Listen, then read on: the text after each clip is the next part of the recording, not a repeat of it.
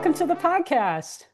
Hey, It's excited to good. be here. It's good to have you here. I'm excited for you to share your story with everybody today.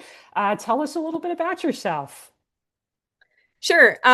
So I'm 39. I just turned 39 this year. I currently work in advertising sales, which is busy and somewhat can be kind of stressful, high pace, fast pace.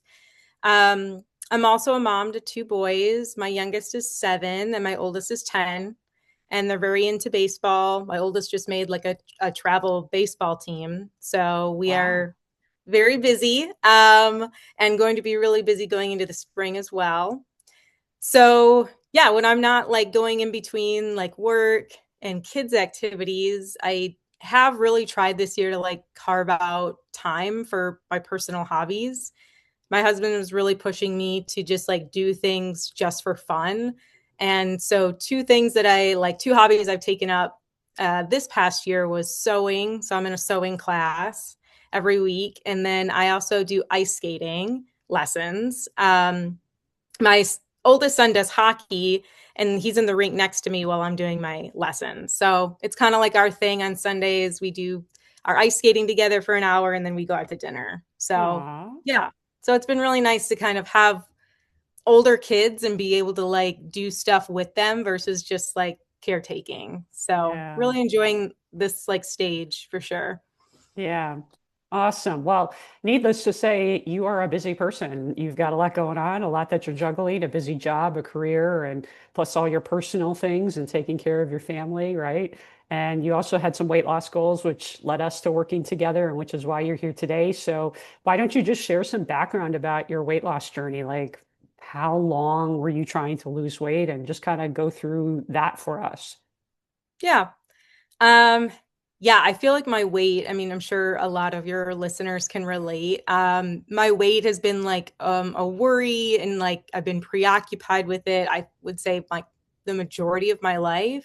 Mm, I've either been thinking about like I've either been worried about my weight, been trying to lose weight, or been trying to maintain a low weight that I achieved through somewhat unhealthy, unsustainable means. So I think it's been a huge theme of my life. One of my earliest memories is being like 7 or 8 at the pediatrician's office and being nervous to step on the scale, stepping on the scale, and my mom being like, "Oh my God, I can't believe you're this high." wow. Um, yeah. So she really struggled with her weight too, and like Mm, had a lot of mental struggles with it. And I mean, it was also like the 90s. We grew up heavily in like 90s diet culture for sure.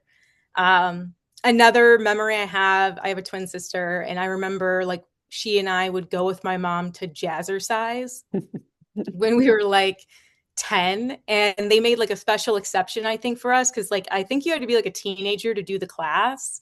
But my mom asked if we could go with her. And we always enjoyed exercise, so I feel like that wasn't like a negative memory. But I just distinctly remember being the only kid at the jazzercise class. And then afterwards feeling like, okay, well, now I don't need to feel guilty for what I'm going to have for dinner. mm. So it wasn't like a negative memory in and of itself, but obviously there were some issues and with food connected to all those early experiences. Mm. Um, yeah, like I said, we were raised in 90s diet culture. We watched our mom struggle with her weight pretty much her whole life. She did a lot of like yo-yo dieting. She did like the cabbage soup diet, Atkins. She did Weight Watchers, I believe. Probably a few more. She kind of would cycle back and forth between low carb and not. And then we always had like those like Snackwell cookies in the house. Like I distinctly remember those green boxes and like feeling like those were foods that we could have without feeling like guilty. Mm. Um, yeah, so I think I tried my first like official diet in high school. I try to do like low carb, similar to what my mom was doing. That felt really unsustainable, especially because I was an athlete. So I played tennis. I played varsity tennis all 4 years of high school. And like that just felt really unsustainable. So I didn't last long on that. Because I mean, you do need carbs in order to work out. I'm Yeah, turns sincere. out you do. Yep. It's really hard to work out without eating any carbs. Yep. So yeah, so that didn't last long. What else? In my 20s, I feel like I cycled between Weight Watchers and Whole 30. So Whole 30 was like a big thing. Weight Watchers actually helped me lose a lot of weight before my wedding, but then like and my husband also did it and he lost a lot of weight, but neither one of us were able to really sustain the results much after the wedding. And so within a year, I had put the weight back on. Um, I think Mm. fast forward to like my 30s, my neighbor and I, like 5 years ago, we did like a 5 day fasting diet. Um, that was horrible. Yeah. She and I both thought we were going to die by the end of the week. Oh my gosh. Um, yeah, so that was like never again will I do that. And so yeah, I think about 3 years ago, I remember going in for my yearly physical, and I knew I was like my weight was pretty high. I could feel it. And I was nervous to step on the scale. And sure enough, it was like the highest it has been since at like ever. So I was feeling really, really frustrated, really like defeated. And I decided to reach out to my friend who had been advertising on social media about Optavia. And that was, I think, probably the most significant weight loss experience I've had, because I was able to lose like the most amount of weight that I've ever been able to lose with any type of diet, even with Weight Watchers or Whole 30. But it wasn't sustainable. I mean, that type of stuff, like more, I think I was on it for about 4 months and I lost like 25 pounds. Mm. But I like as I was like kind of rounding out month 4, I had this realization like how am I actually going to sustain this? And my husband, like I remember my husband saying to me, "So are you just going to eat packaged food for the rest of your life? Like are we going to be like paying, $500 a month for you to eat this? Like what is the plan here?" And Wow. I immediately was like, "No, I don't want to do this for the rest of my life." I was living almost entirely on their processed, pre-packaged, what they call fuelings. So I wasn't really able to eat real food. It was also really hard because they put you in such a low calorie deficit, Mm. because they don't really do any screening of like your health markers beforehand. So I think my theory is they put everybody super low so they can do a one size fits all so that everybody can get results and And it get results works. fast. Hmm. Yeah, and not only that, like so you can get results really fast so that you're motivated to stick with it. Yep. Um, And keep but paying them $500 a month. exactly, exactly. But it was, I don't know, from the start, it was tough because not only was the food really expensive, all packaged, not very good in terms of taste wise, you also couldn't exercise. And I've like always exercised. Exercise has been a huge part of my life. All growing up, like I said, I've always been an athlete. As an adult, I've always exercised. So that cutting that out was really not I felt like was not a good indication that this was going to be a lifelong thing for me. In fact, I halfway through I raised my calories and kind of did my own Optavia plan because I just felt at that point there's no way I can go 2 more months without exercising. That was the longest I'd ever gone truly without exercising, and I didn't feel good. Like physically, but also mental health wise. It just didn't feel good to cut that out of my life. Did you feel like Optavia was a healthy approach? No, not at all. In fact, when I started exercising, I was really surprised like how weak I felt. Mm. I think when we first met, I was like, yeah, I'm like skinny fat because I lost a lot of muscle. I felt like even in that 4 month time period, I still felt week. I definitely couldn't lift as much. I couldn't run as far and I couldn't run as fast. So I immediately saw it. Um, and I think that's kind of when I was like, yeah, there has to be something else here. There has to be another way forward because this is not good for me. It's also not something I want to model for my boys in terms of health and food. And I also like want to just go out to dinner as a normal person and eat normal food with my family and friends, which is really impossible on Optavia unless you are really, really careful on how you do the maintenance, which the maintenance is really vague. Mm. And really, it's about tracking and like eliminating food groups, from my understanding of it at least, and really tracking still in a calorie deficit for a long period of time. Oh, wow. So they make it so it's impossible to kind of do maintenance on your own so that you kind of come back and continue to buy the food and stay with them, right? Mm. So Yeah. So you mean, needless to say, you've had your full gamut of doing different diets throughout your life. yeah. And I think you know, you did Weight Watchers, you did the fasting, you did the Optavia, a few other things sprinkled in there. When you did some of these things, did you ever walk into them thinking, yeah, this makes total sense and this is totally a normal way to lose weight? Like, did you ever question going into it that, maybe it doesn't seem reasonable? It's an interesting question. I think my mindset was always, this is unreasonable, but in order to lose weight, I have to do unreasonable, painful things. Ah, So that's kind of hmm, how I rationalized and didn't question it. Like losing weight was always about sacrifice, um, being uncomfortable, uh, like not really, because I had convinced myself that the normal way I live isn't working. So I have to be extreme. I have to do extreme things in order to get results. wow. What do you Yeah. think about that now that you look back at that mentality? Yeah, I think it was, yeah, it's crazy to think. I think I talked about this a lot in our last few sessions. It's like, it was crazy to think that I did it, that I just like kind of, you become so brainwashed. And I think at that point, I was so motivated by the number on the scale. And I still care about the number on the scale and I still want to maintain my results that I've gotten over the last year. But um, it's not to the point where I am willing to do really crazy, unhealthy things that actually make me feel worse just to see a lower number. Hmm. So, which was not always the case. I think in that regard, I've really grown about not putting so much emphasis on the number of the scale, but really on my overall health and seeing, weight loss, but also weight maintenance and a healthy lifestyle as part of like your full life, is part of something that should fit into your life and let you feel normal and let you feel better versus constantly always making you feel worse. Yeah, which is what a lot of these diets do. Like you were describing, you felt worse, going Right. back to exercise after not exercising, right? And that's not really adding value to your life. Exactly. Yeah. Right.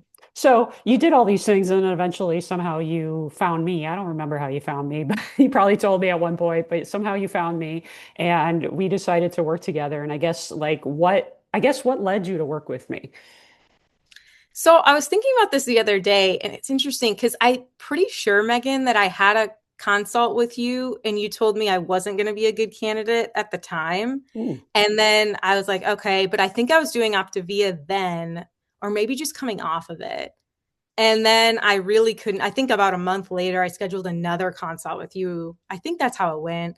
And I was like, okay, I'm done with Optavia. I'm not going to do this anymore. But I also cannot sustain the results. Like I had already started gaining, right? It's like the second you stop eating that food, you're gaining. Yep. Um, so I was really nervous and anxious about that. And at that point, you and I think had a longer conversation and you decided to take me on as a client. And I think that's how we started working together. Hmm. I remember there was a lot of anxiety and you also were very hungry. There was a Yeah, lot of red flags. Your energy was really bad. You're really hungry. You're trying to calorie count. There was just a lot of things that were not going well for you when we first right. started, right? Yep. So, yeah, I mean, so we started working together. You were struggling with a lot of these things. As I recall, you were even calorie counting, maybe around the 1,400 calories or something like that. And then you were doing Orange Theory. Yeah. I was doing Orange Theory 3 days a week, sometimes 4 days a week. I was trying to really restrict myself to 1,400 calories because that's the only way I knew how to maintain my weight or thought that I could maintain my weight at that level. Because before getting off Optavia, I did calculate with my fitness pal, like, how many calories am I eating? And it was about like 1,200 at that time. And I was like, okay, well, I'll bump it up to 1,400, Mm, thinking I'm not going to gain that much weight, but keeping that fort. I mean, I was like white knuckling it through that 1,400. It was just not working. Um, and I, of course, was experiencing like extreme cravings, especially for sugar in the afternoons, which was really hard to battle. And then also just general hunger throughout the day. Like I just felt like I was never actually full. yeah. And you were tired a lot, as I Yeah, I was recall. really tired, especially in the afternoons. Like I think I told you, like my eyes would start to feel really like hazy, fuzzy. It was really hard to concentrate. Mm, Um, yeah, so I definitely was feeling the effects of the being in too low of a deficit for too long, and then also trying to work out and do like hit workouts on top of all that, which hmm. my body was like, this is not what's going to work. Yeah, it was too much strain on your body. Yeah. Yep. Which is why we did not put you right into a calorie deficit or try to focus on weight loss initially when we started working together, right? Hmm. Yeah. Yeah, I think we talked about upping my calories, kind of doing a reset, figuring out where I was at maintenance, where I was at a slight surplus. And then I was there for, was it like 6 months or I Hmm. was in that? And then um, Yep. I did feel better. Of course, I did gain weight, but I tried to kind of work through that. But I did also gain a lot of muscle, which Hmm. felt good. Um, and then we also worked on just my mindset around exercise, because I think that was like a huge theme of our work together, which exercise had always been in the past, like something that I enjoyed doing, but there was always a goal, right? The goal was to lose weight or to maintain my weight. It wasn't, or, I mean, of course, for stress management, that too. But the types of workouts that I always chose, I convinced myself I only like doing these types of workouts. But I think after like a year and a half now, I've realized I actually like doing a lot of different things for exercise that I think I never allowed myself to do in the past because it wasn't the biggest bang for my buck, right? It wasn't like a huge calorie burn. Mm. Um, and taking away the orange theory, I think had a huge effect. I don't know. I think I'm really sensitive, especially as I get older, to hit workouts. Even now, I mean, I tested, I did like a 2 mile run the other day. And again, we talked about that spike of like cravings and wanting sugar in the afternoon. And it was right there, even though I had like, a good amount of protein, I'd eaten healthy all day, it still came back. Hmm. So I still do like hit, but I don't make that the focus of every time I work out. I have to burn as many calories as possible. Yeah.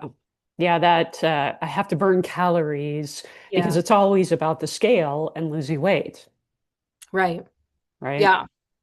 So that defines how we move our bodies and exercise.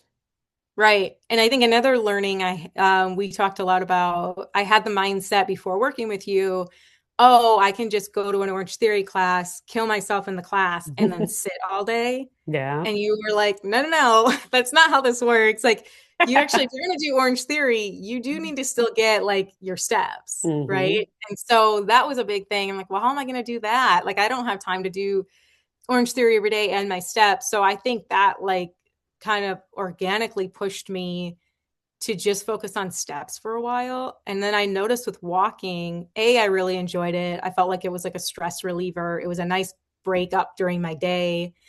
I can do it at work. We have walking treadmills, so it fit really well into my schedule. And I wasn't experiencing those big peaks of cravings, especially for sugar. Like it was a lot easier to maintain where I needed to be calorie wise with doing the walking versus the Hmm. hit. Yeah. So that really motivated me. And that's definitely a habit that I feel like is now just part of my life. Like every day I'm getting 8,000 to 10,000 steps.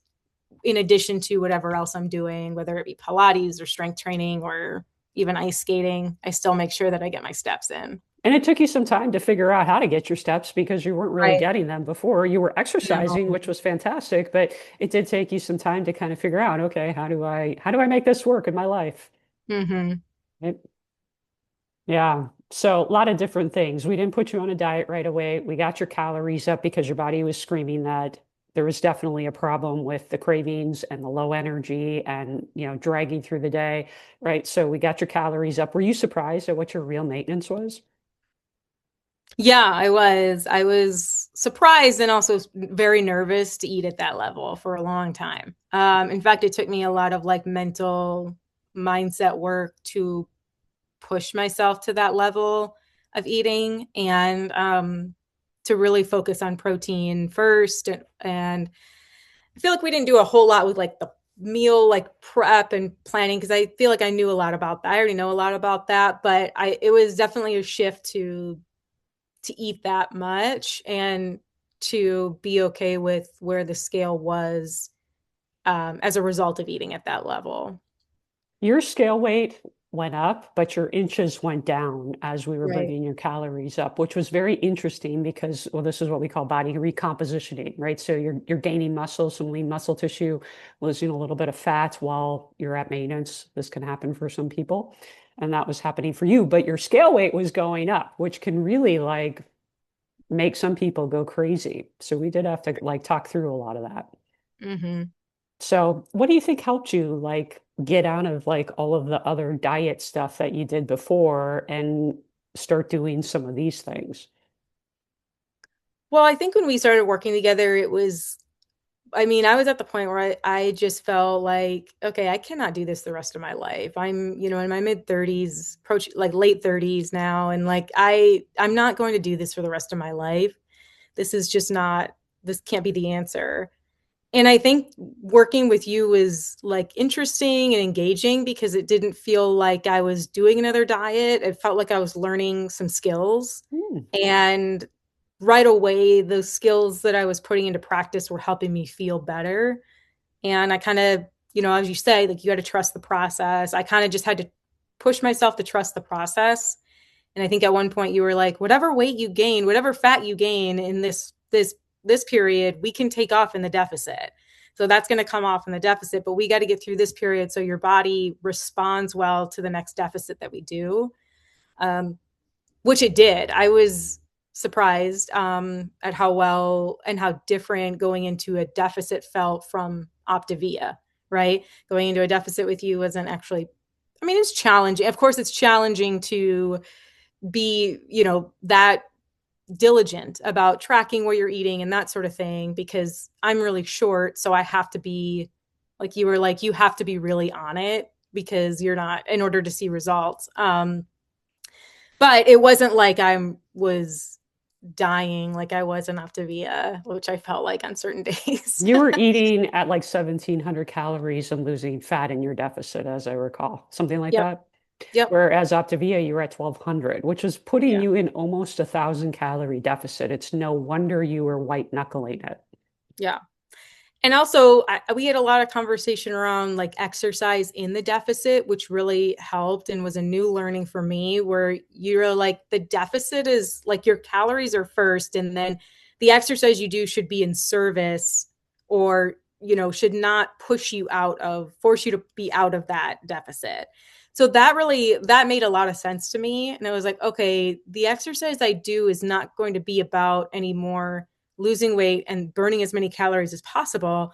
My goal then became an exercise to A, do something that was enjoyable, and B, make sure that whatever I did, it was going to allow me to not get those craving spikes in the afternoon and not make me so hungry where I was going to have a really hard time staying in the deficit, especially in the evenings.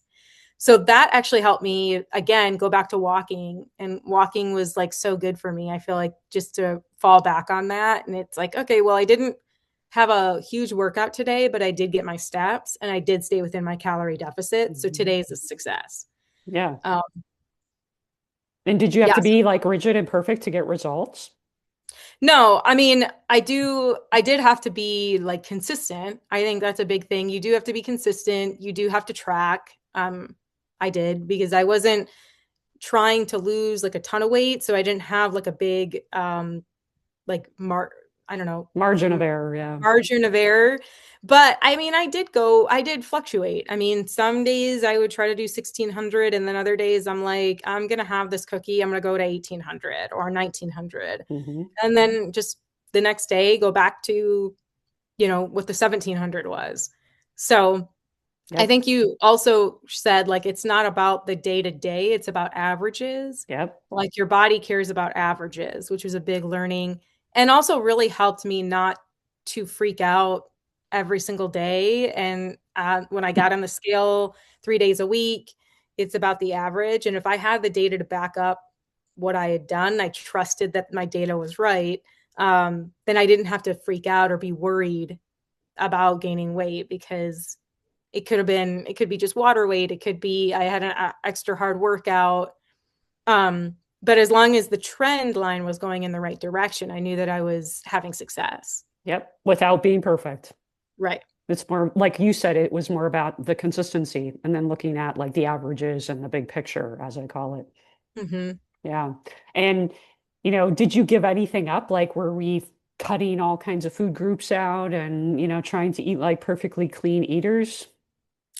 No, I mean, in the past, that was always like something I relied on, especially with Whole 30, like how many things can I cut out?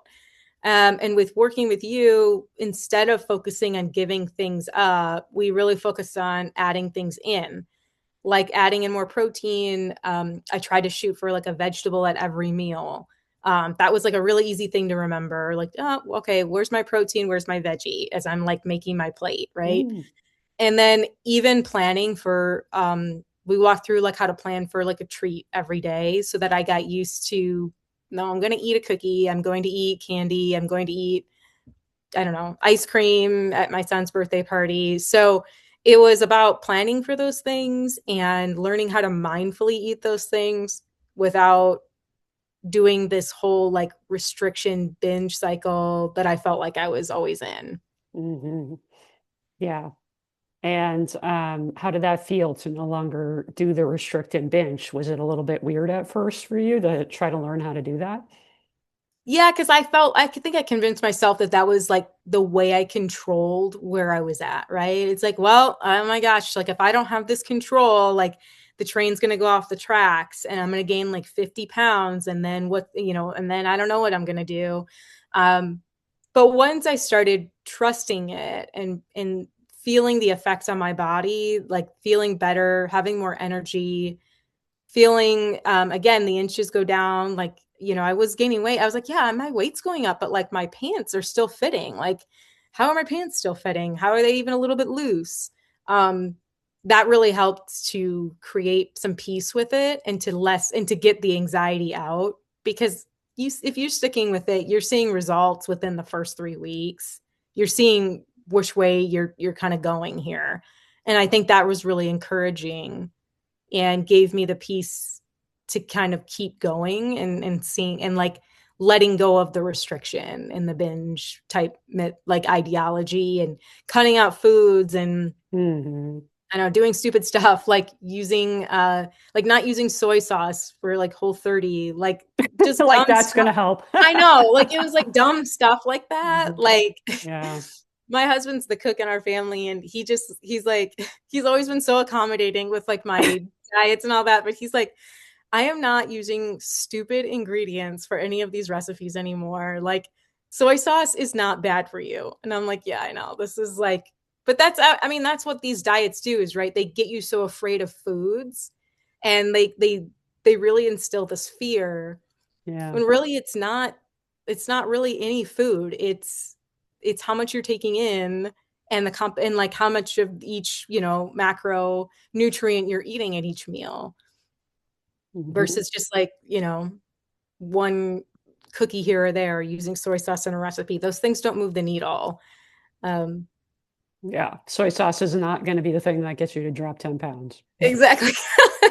But we don't think logically, like to your point Right. earlier, like Yeah, when you yeah. go into these things or you hear these hooks on social media, you're like just so desperate, right? You're like, okay, well, that must just be what it takes, Right. It's right? funny now and I laugh now, but back then it was it I would have just taken, and I did just take the knowledge as, or take the facts, quote unquote, as they were given, you know? Oh, can't eat soy sauce. Okay. Can't eat cheese or dairy. Okay. Like convincing myself I had a dairy allergy. I don't have a dairy allergy. I've never had a dairy allergy.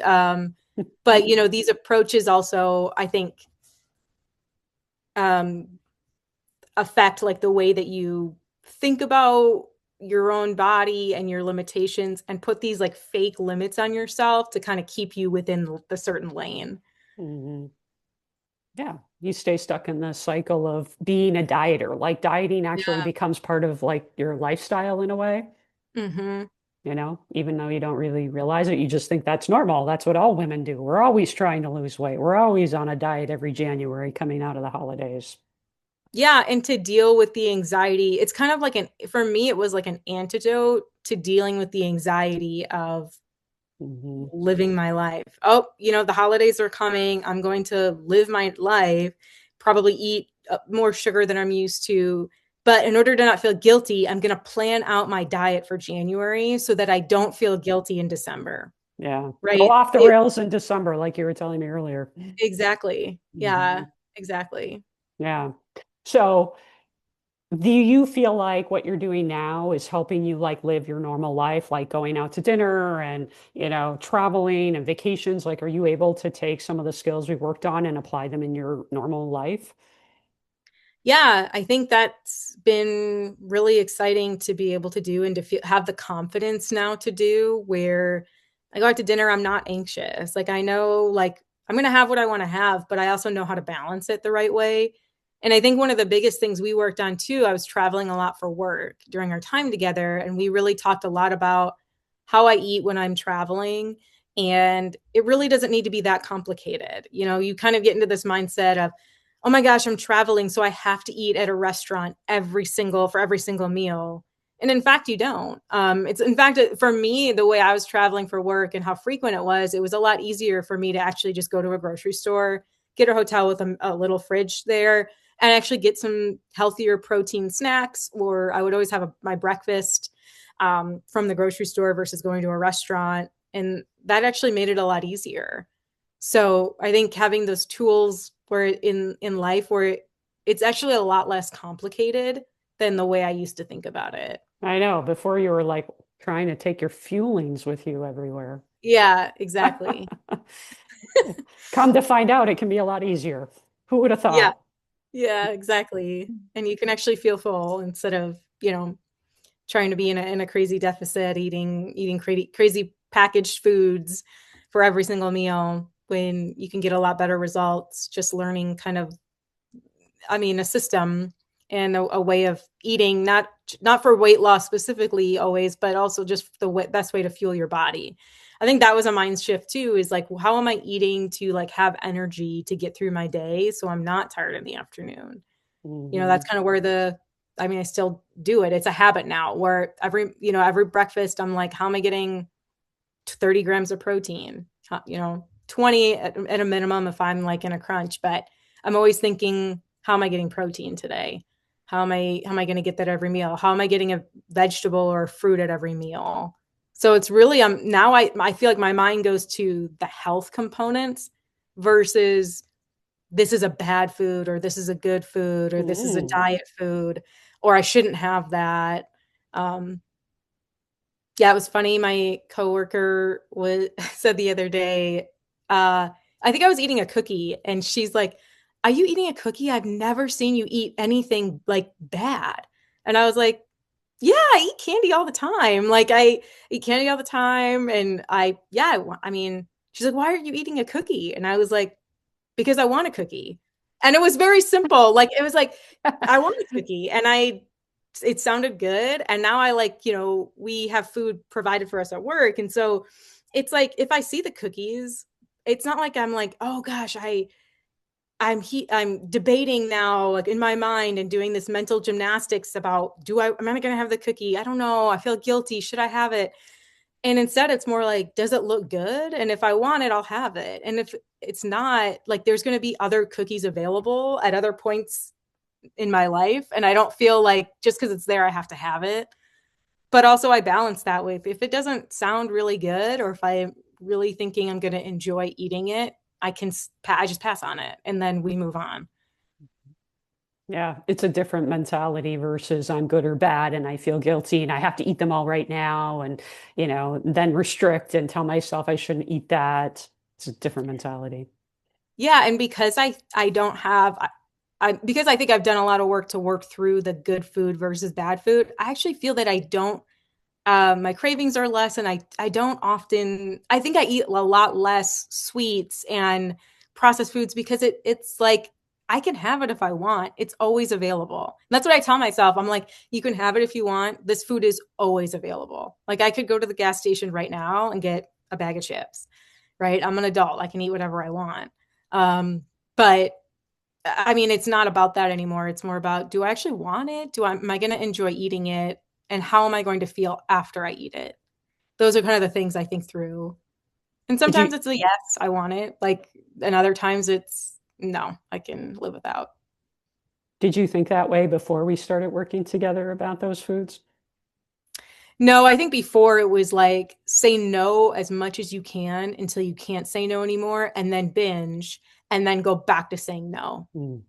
So it was constantly that. It was like, no, can't eat that, can't eat that. Okay, well, tonight I'm gonna like binge on candy or sweets. And tomorrow I'm gonna go back to saying no every single time Mm. versus So, really evaluating, do I want it or not? and I can have it anytime I want it. It's always going to be available. Yep. Yeah. Because it's true. I mean, you think about it logically, it's like that stuff is always available. I mean, where I often struggle to find stuff is like fruits, vegetables, like those things are not always available, right?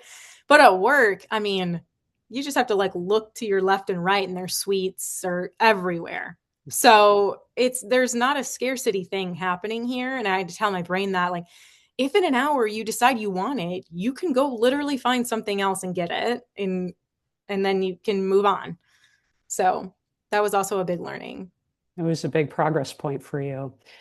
What were some of the other things? I mean, there other things that you think were really important that were lessons or things that you just made progress with during our time together?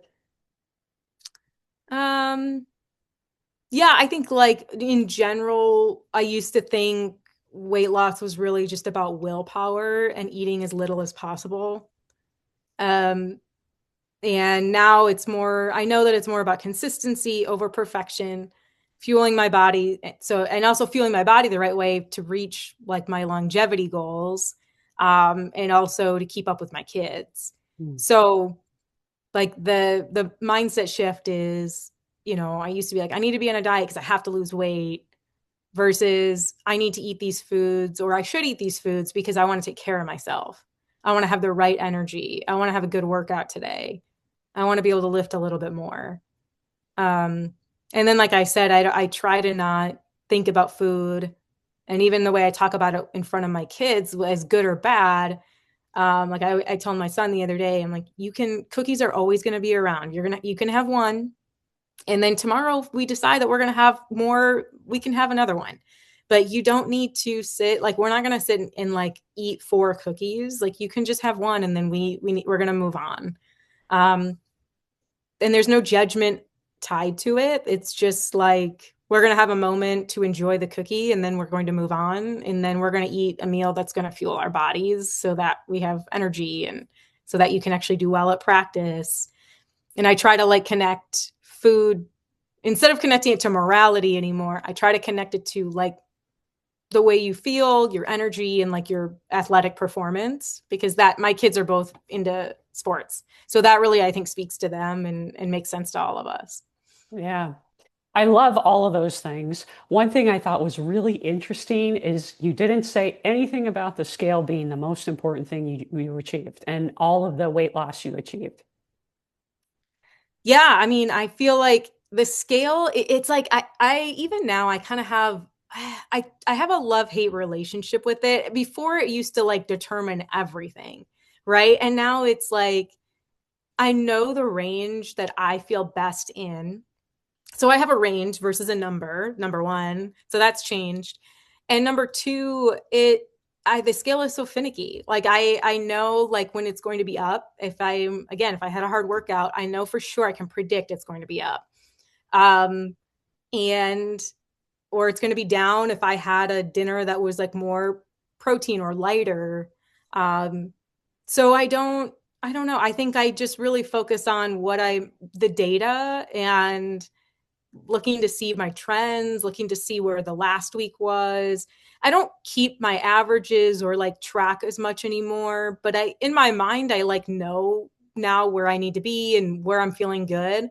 Hmm. Um and I have lost a good amount of weight and I feel really good at where I'm at, and most importantly I feel like it's sustainable. I feel like I can keep doing these lessons. Of course, I think there will be times where maybe I need to go in another deficit at some point, but I'm not like planning that. I'm just kind of enjoying where I'm at and the progress that I've made. Yeah. How much did you lose? I was going through my notes and I don't remember offhand what you lost. Not that the scale means everything, but I know you went down at least a pant size or two. I don't Yeah, remember I with the think that's scale around though. 20 pounds, 20, 25 pounds. Okay. Yeah. Yeah. But most importantly, you have a good body composition is the difference. You don't have that skinny fat look anymore. Yeah. And I Yeah. think I that's a mean, difficult thing to understand when you're kind of tied up in the scale, you know? mhm. Yeah. And I think I think it used to be where the only um, victory I ever like counted on, or which the one that held the most weight was always what the scale said. And now I think about it more holistically. The scale matters. Like I definitely take it as a piece of data. Hmm. But I'm not like I'm also looking at other things. I'm also like thinking about my energy. I just got all my labs done, like all my blood work done, and I was like very happy with Good.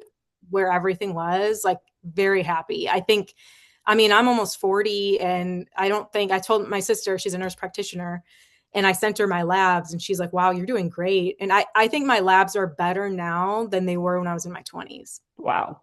It's Yeah. Which amazing. is, I mean, that stuff matters because that's really hard to keep, right? Like that's really hard to work. Right. This is versus that stays like the scale. I mean, tomorrow I could be up 2 pounds, but my cholesterol isn't going to be like significantly different, you know. And it's also like a good marker. My iron was a little bit low, so I'm working on that and like thinking about how do I want to eat for my iron to like improve that versus everything's always about the weight, Yeah. right? Um, but yeah, I feel really good where I'm at. I think I have a good handle on how I want to keep going again for to maintain my weight because I do like being at this weight. I do feel really good, but also to maintain my health overall. Yeah. Um, And this is like, it shows so much tremendous progress in you compared to where you were when you were doing Optavia when we first started working together, because your perspective on all of this is just so different than it was before.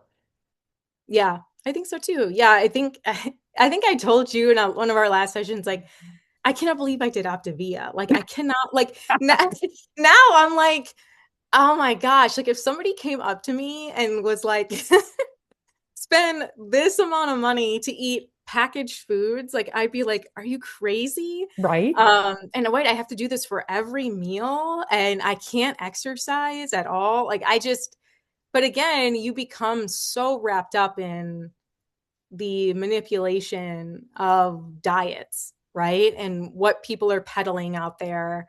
Mm, Um, that you just don't you learn to not even question it because it's always like, you get in the mindset of, well, what I'm doing isn't right, so they must have the answer. yeah. And you put all your trust in these people, many of whom are not medical professionals, are not experts in any way, but they can promise you fast results. But those fast results come at a price because I think I also told you like the anxiety I had after that 4 month of Aptavia, knowing that there was no way I could maintain this, like that's not worth that will never be worth it. right? Like it's not that weight loss. Yeah, it was exciting, but when you get to the realization and people stop commenting on your weight or congratulating you, you're like, okay, well, how do I maintain this? Because I'm going to go up and then people are going to notice that my weight's going up and then I'm going to feel like a failure. And then I'm Hmm. going to be right back to where I'm at. Now, and then what diet am I going to do next? And then you start spiraling and it's just not worth the anxiety anymore because none of that stuff is sustainable. And I think the answer is actually a lot easier.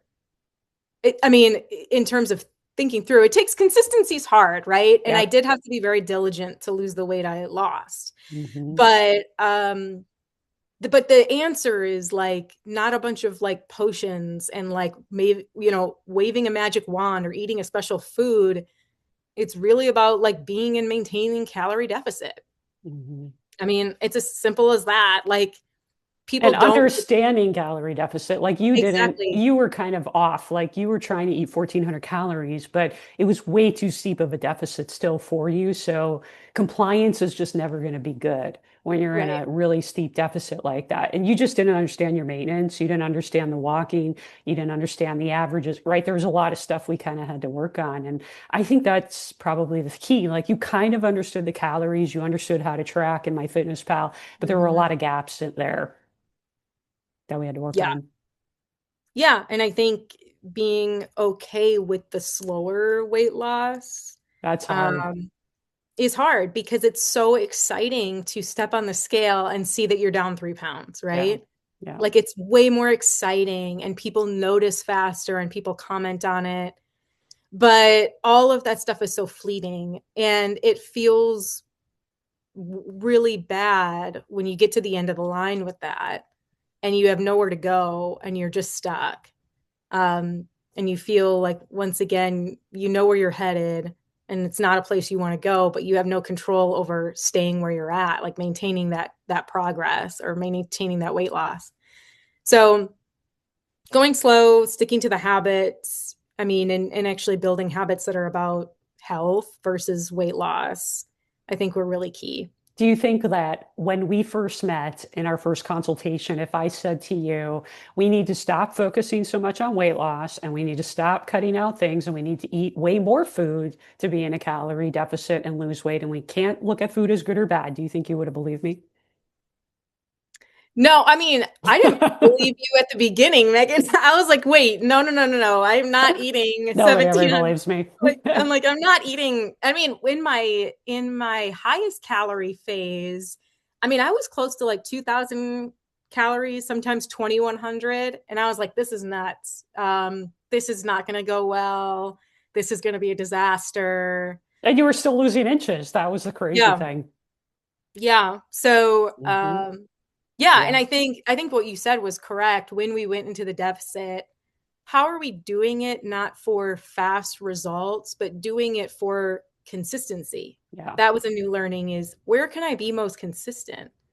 Hmm. Because I mean, yeah, I could be back at 1400, but I don't want to white knuckle this and I'm not going to maintain that. I'm not going to be able to do that for 6 months. I mean, I was in my deficit for a long time, Yeah. 7, 8 months. But it felt doable because it was like 17-ish, 1700. And you weren't Uh, starving, right? right. And I knew how to form my meals at that point Hmm. where I knew how to get full. Hmm. And even in And you that still calorie, ate cookies and yeah, stuff, right? You just budgeted for it. yeah. And I cut the hit way down. I remember that was something I fought you on too, was I did Yep. not want to give up Orange I said Theory. it's going to be harder. Yeah, and you're like, okay, you can try doing Orange Theory 3 days a week, but I'm going to tell you that you're going to every day you're going to get out of that deficit and you're going to be frustrated. And now, Megan, I don't even think I've told you this, but I do not do Orange Theory anymore. Wow. Yeah, Wow.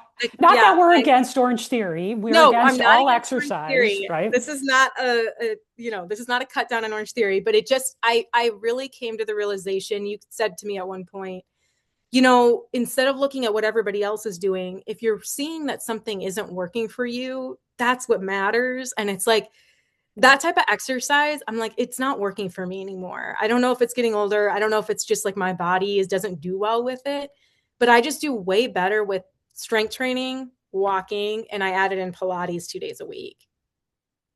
And Very I good. mean, and again, I feel good. I feel I'm still working out. I still get a good workout, but I don't have to be soaked in sweat in order to feel like I got a good workout in. That also changed. My mindset on that has also changed. Because when I first came to you, I was like, well, working out is like being out of breath, being covered in sweat, walking, not being able to like walk when you like leave the studio. And I think I had to change my mindset around that too. Um, Yeah. You did. That was definitely a process for you of learning to accept is, yeah. and you were very willing to listen to what I was, saying, hey, we might want to pay attention to what happens to your hunger and your calories if you keep doing that. And so you were willing, but you learned as you went through the process that, hey, probably not going to work for me.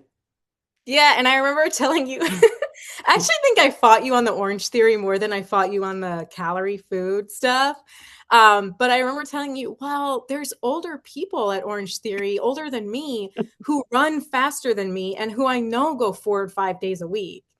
And and I was like, they seem like they're in really good shape. And you were like, great for them. But like that's not working for you. Like and It's not working I for was like, you. right.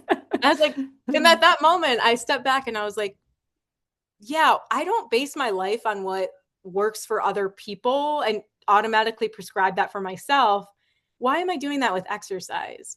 Yeah. But I felt like I was so mad that this wasn't working. I was so mad that other people could work out this way and I couldn't. Now, I mean, a lot of those people might be athletes in the past. A lot of them are men, and I've learned men can kind of work out differently than women at times. But for whatever reason, I think I really just gave myself permission to not just do what everybody else is doing and to fight against that, but really to figure out what worked for myself.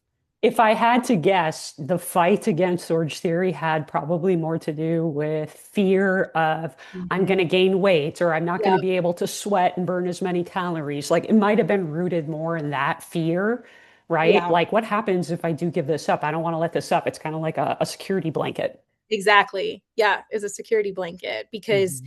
even if my weight was going up, which it was when I was like doing the most hit ever 4 days a week, I could still anchor on the fact, well, I'm working out. So I'm doing Mhm. something right, you know? And it's like, well, if my weight goes up and I stop that type of working out, then what do I have to like remind myself that I'm doing the right things or that I'm trying or that I'm, not going to kind of go in this like weight gain spiral. But I think what replaced that was the data. I could rely on the data instead of checking these boxes, arbitrary boxes of working out. I had my spreadsheet, I had my fitness pal, I could see Mhm. the inches going down. I could see what I was tracking and eating every day. And so I learned to like get more comfortable and use that as my security blanket versus something like Orange Theory. Yeah, which gets back to what you were saying, like it was more a learning process, like Yeah. coaching, going through coaching because things weren't working. What you were doing was definitely not working and you were struggling like with your mental health and the anxiety and all of that, right? Because of not working and the fear of the scale going up and reversing all the progress you've made. And so going through that learning process, right, helps you build this skill set of like, okay, this is the correct way of looking at the data. And if I can rely on my data, I can feel secure in Mhm. what I'm doing, is the right thing for me. It's the right path for me.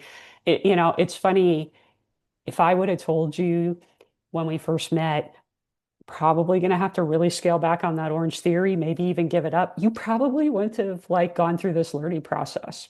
Yeah. Yeah, I was really resistant. But Mhm. now it's funny because I see like friends and I see colleagues that are doing some of the crazy things that I used to do. Yeah. And immediately I'm like, wow, that's so disordered. Like, I can't believe that I used to do that. And of course, not getting any results. Like, similar to me, spinning their wheels, but Mhm. but refusing to kind of let go of the rules. Because you're Well, scared. right, because they're scared. Like these rules are, I'm gonna make them work for me. Because that's what the diet industry or the wellness industry is telling me that I need to do versus it takes a lot of courage to kind of step back from that and admit like, okay, this is not working. It's not because I'm messed up or I'm bad. It's because something I need to find the right thing for me. And health and exercise and wellness and food is not a one size fits all. Hmm. It doesn't work. The same things don't work for everybody. Yeah, I've got clients who do Orange Theory and it works just fine for them. They don't Yeah. have like some of the same hunger and cravings and low energy like you were experiencing. Everybody's just genetically is different and it Hmm. responds differently in terms of their nervous system to those type of things. So that's why you do actually have to find what works for you. And, nobody likes that. Everybody's like, no, just give me the plan and I follow the Yeah. plan and I want to make sure that I'm getting there in 3 months. The process takes a little bit longer and not everybody wants to go down that path. And you and we stopped our coaching, when was it? Like the fall of 2025, something like that? Yeah. Hmm. And you've just been rocking and rolling on your own ever since, right? Not doing anything crazy, just kind of the same stuff, right? Yeah. Same stuff, same habits. The walking is, sticking to the walking. I think a goal I have for myself is to up the strength training in 2026. That is a goal I have. Want to do that a little bit more frequently. It's just harder to fit that into my routine where I've figured the walking, I've really figured out how to seamlessly fit that in. And it's like I kind of don't have to think about it. I just have it on autopilot now, which is nice. And then the Pilates classes I go 2 days a week, and that's in the morning, so that's easy to fit in. But I think, I mean, the key is like also taking time to like figure out, you're not if you don't work out at all, you're not going to go from 0 to 5 days a week. Like Right, you need to go from 0 to 1 day a week and get right. consistent with that. Like, and then, okay, well, I can fit this in my schedule. It feels like it's not like, taking away from the other things and the other priorities I have.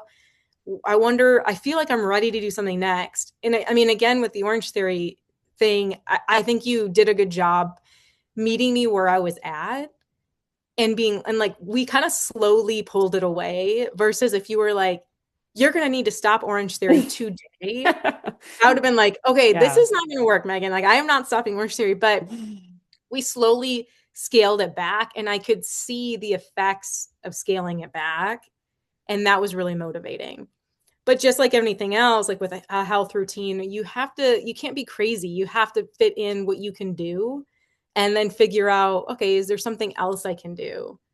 And sometimes that's enough. I mean, it's going Yeah. slow, I think is the biggest thing. I think that gets back to what you were saying earlier. Like a lot of this stuff is simpler. Like it Hmm. is a lot simpler than the stuff, all the diets and stuff that you're doing, all the stuff probably you see your coworkers and friends doing too. You look at that stuff and you're like, oh my gosh, that is so hard. Like the stuff you're doing is so hard. Like instead of going from zero workouts to trying to make yourself doing something really hard, like 5 workouts that you're completely not used to doing, let's just do one for a Yeah. while until you're ready to take on a little more. And you'll know when you're ready. But most people don't look Yeah. at it that way. And that's the thing too. I think that's a good call out is like you'll know when you're ready Hmm. because you'll feel and Yep. you have to trust that. And sometimes you might not be ready for like, I mean, it took me over a year to like really switch from the HIIT working out to a different type that works better for me. And I mean, it's like it's not like you're going to give it up and you're going to be ready right away. But there will be a moment if you're really working at it and you're really trying and you're really trying to change your mindset where you're going to see results with different things and those results are going to be really motivating and it's going to help you release that security blanket as you said. And so as I was seeing the results and then I'd go back and test it and get the same thing, the same craving spike or the same fatigue in the afternoon, then I go back to the other thing that you're suggesting, slowly release, slowly let go of it. But yeah, I think being patient with yourself, being patient, not knowing that this is like a life thing, like these are habits you should be building for your life and your longevity, not to do in 3 months and then be like, okay, I'm just going to go back to how I was after I lose this weight. Because Hmm. then guess what? You're going to gain it all back. I mean, there's no way that you're going to maintain. Yeah. So whatever you take on, you have to be ready to do for your whole life. Yeah. I always say if you can't eat a certain way for the next 10 years, you shouldn't be doing it for the next 10 days. Or, Right. if you can't do it until you're 85 plus years old, weight's going to come back. And we don't Right. usually look at it that way because we're not thinking rationally when we want to lose weight, kind of like you were Right. saying earlier. Yeah, We never question. you come from it from a place of desperation. Hmm. When really you may be uncomfortable with where you're at. And I get that because I was uncomfortable at that weight. I knew that weight was too high for me. But it's not like a life or death thing for most people. You know, if you're in like the 20 to 50 pound losing range, like you don't need to lose weight tomorrow. Like you really need to take the steps to kind of get there and set yourself up. You may want to, but if the goal is to maintain it and to maintain the weight loss and to maintain a specific body composition, it takes a long time. Hmm. It takes a long time.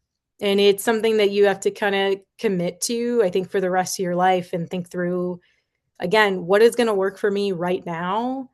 Um, and that's enough. And that's if that's getting me closer to my goal, then that's enough. I don't know about you, but I think the hard part is like when you're really in it and desperate to lose weight, you still think like you really have to cut out all the things that you like and you really have to be good, quote unquote, to get to where you want to be. And I think that mentality, right, really is hard for people because you're like, yeah, I know I need to commit to it. I know I need to do something reasonable. But still in your mind, reasonable means being good and cutting things out. Yeah. Well, because you're trying to like deal with the anxiety, right? And the Hmm. fear of where you're at, weight wise or health wise. And it's like, I know I used to tell myself, well, I'm just going to do this for this period of time. I'm going to Hmm. get down to this weight and then I'll be normal. And then I'll figure out a normal thing. I'll figure out maintenance, but that's down the road. I don't need to think about that right now. Hmm. But really what you need to, that's the wrong way, in my opinion, of thinking about it. It's really what can I maintain and sustain for the rest of my life? That's how you have to approach it. And of course, in a deficit, you're going to have moments of being uncomfortable, some hunger, will peek through. All that's normal, but you shouldn't be miserable. If you're miserable, I think you're doing it the wrong way. It's a red flag. Yeah. Yeah. So there's probably a lot of women on here listening to you. You have come a long way from doing all those diets, doing Optavia and starving yourself and being hungry and thinking there was something wrong with you, having all that anxiety and fear. What would be some first steps or things you would tell them to start doing to help them? Yeah, it's a good question. I think, my biggest piece of advice is women, it's hard to prioritize yourself, but don't wait for the perfect time. There's never going to be a perfect time to Mm. start on your health. Like a lot of us have kids. I have a career, I have kids. Everybody's busy, but you have to start now because in 20 years, you're going to really wish that you started now. I mean, you can't go back. So, just starting with what you can do now, whether it be, well, at breakfast, I can eat 30 grams of protein. That's something I can do tomorrow, right? That doesn't take a lot of planning or forethought.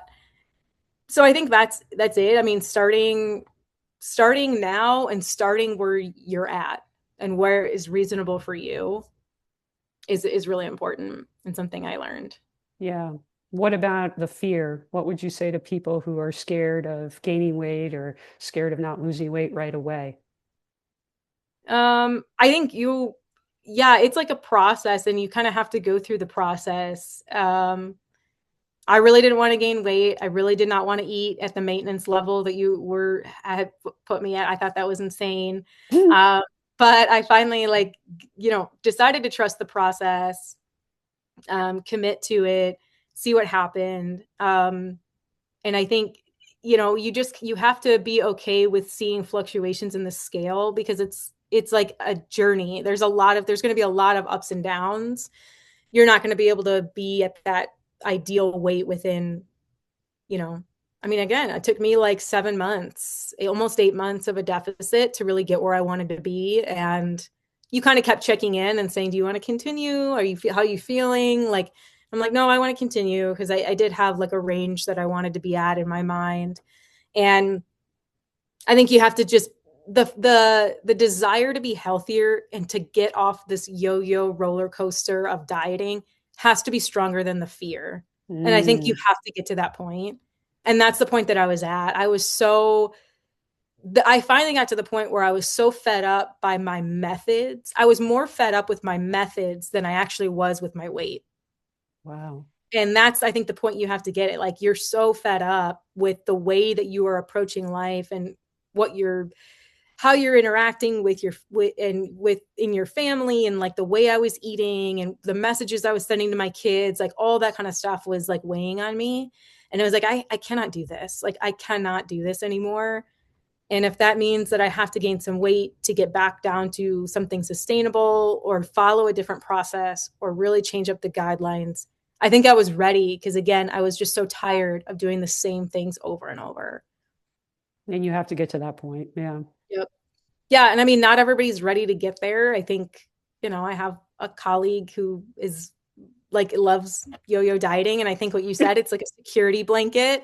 It is, because it's like it kind of appeases the fear, and allows you to like feel like you're doing something, right?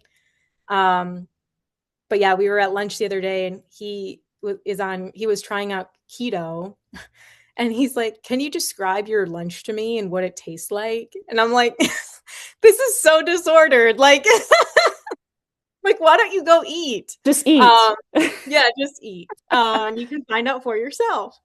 But yeah, I think like you have to get some people, again, everybody's different. It takes them a long time. I know for even myself, it took me a long time to get more fed up with my methods than I was like scared, than my fear. Yeah. Like, to have that like anger and frustration to outweigh the fear. And I think you have to get to that point, and you have to decide what kind of life do you want to lead, not just about your weight, but about like how you interact, like the type of person you want to be. Do you want to be a dieter, or do you want to be a person that's like healthy? I think a And lot of people don't realize that they're being a dieter, or that they're yeah, in that kind of chronic lifestyle of dieting all the time, because it's kind of masked by healthy behaviors. Well, I'm eating healthy foods. Look at all the protein I'm eating. I'm on keto with all this protein. It's healthy. Or I'm on Whole 30, right? It's all whole yeah, foods, so it's healthy. But, or I'm doing Orange Theory a million times a week. That's a healthy thing, right? So we sort of abuse like healthy foods and exercise under this mask of, well, I'm trying to improve my health. And so I think we can sort of justify it in that way. yeah, absolutely. And I think you can, again, it kind of calms the fear of, well, I'm doing something for my health and other people, because those things are flashy, right? Those things are flashy. They're kind of in everybody's face. Like, the second you sit down at a dinner with somebody, you know exactly what diet they're on, because that's the first thing they say, right? And I think, but that also goes. It's fleeting. It's very fleeting. And what actually stays, and what I'm proud of, is like building a brand of, like, I think my own personal brand is now about health versus about diet. Like, I have several people at work that will comment on how like dedicated I am to getting steps, or like, you always seem so healthy. You always seem like you're trying to do healthy things, versus you're always on a diet. Like, you're always doing these crazy things with food. Like, I actually don't want to be that person. And I think a lot of people don't really want to be that person if they think about it. Yeah. It's a lot better to be a person with a brand of health than a brand of always dieting, you Hmm. know? Like, because that the health brand stays with you. It's about habits, it's about consistency, it's about longevity. You don't have to worry about that being taken away when you inevitably fail this diet, because you will, and then go back to gaining weight and then try another diet. Um, but yeah, I mean, I think challenge yourself and think about, who do I want to be? Like, do I want to be a person that's about health, or do I want to be a person that's about diets? Hmm. Yeah. Such good advice. It's funny how far you've come in a year. Yeah, I know. Like, the crazy things that I see, and like, I'm like, I cannot believe I did that. Or I'll see somebody doing that and be like, that is crazy. And then I'll be like, I did that like 2 years ago though. That was me. Yeah, That was that's how me. I think too. I'm like, oh my gosh, those are exactly the things I used to do. Yeah, Yeah. it's But it's so crazy. freeing. I think the freedom that you get with not being sucked in. Like, I know I will never get sucked. Like, I just feel so confident I'll never get sucked into like a yo-yo diet. Like, that type of marketing doesn't get me anymore. Like, it had zero effect on me. the wellness like fads or schemes like doesn't really have an effect on me because you get so confident in your own habits and knowing that what you're doing is the right course for you. Yeah. And I think that freedom and that confidence and that peace is like truly worth dealing with the fear on the onset of doing something different. Because on the other end, if you stick with it, on the other end is like confidence, peace, health, but you're going to have to go through some tough like mental processing to get there. But for me, it was definitely worth it. Good. It's so fantastic to see because before you were really struggling mentally with your anxiety and fear of food and gaining weight, and it was hard for you in the beginning. Like by no means are we saying that this was an easy process for you, but you Right. did it, and it was really awesome to see like you go from there to where you are right now. So I'm really happy for you. Thank you. You're so Thank you. welcome. It was You're great working with you, Megan, and thank you for everything. you're so welcome. Well, I really appreciate you being here today and sharing your experience with everybody, Megan, and I'll talk to you soon.